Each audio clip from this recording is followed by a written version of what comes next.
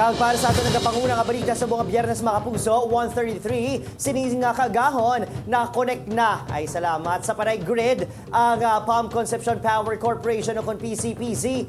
Basis update, kaging pagwa sa National Grid Corporation of the Philippines o kung NGCP alas 6, subungagang PCPC ang nakatigayo na nga makapasulod sa 50.4 megawatts nga kuryente sa grid.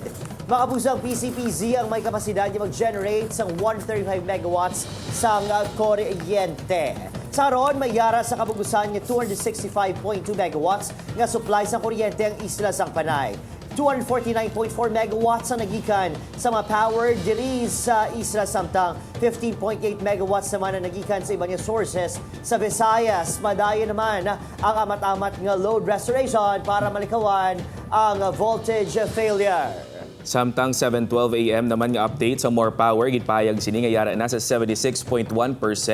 Sang franchise area sini ang na-energize ini matapos sigid panugutan sang NGCP ang more nga makaload sang 50.81 megawatts. Apang padayon ini nga nagapatuman sang rotational loading kag manual load dropping. Amo man sini ang ginahimo sa mga electric cooperative sa probinsya sa Iloilo kag iban pagid mga probinsya sa isla sang Panay.